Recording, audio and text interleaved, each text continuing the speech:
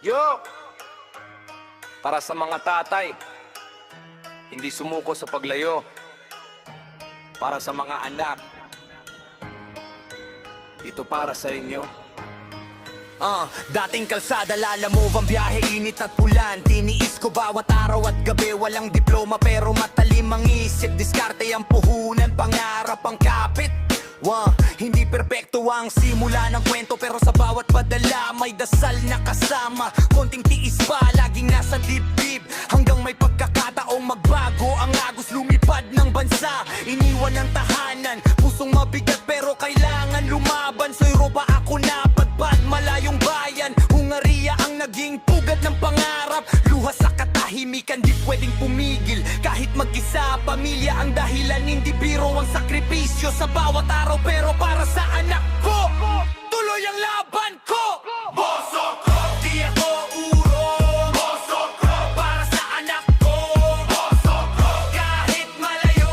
Bosok ko, bit-bit ang pangarap. Bosok ko, di ako urong. Bosok ko, ganti ko na ibibigay. Ang kapit lang, tatay na hindi. Bosok ko, kay na hindi. At atras.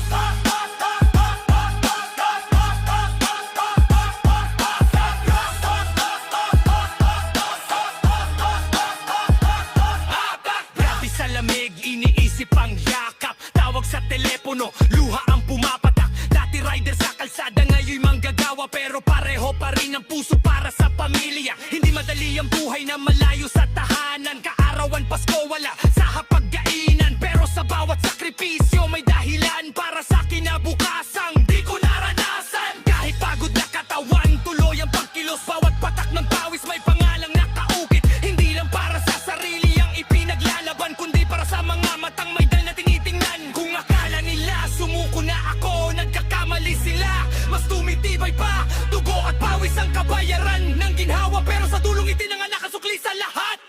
Bosok ko, di ako urong. Bosok ko, para sa anak ko.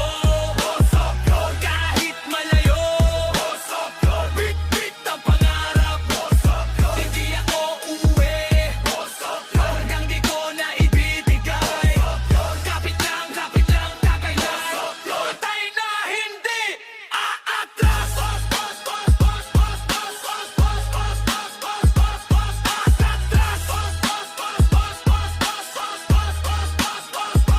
Akatras! Yo! Para sa mga tatay, hindi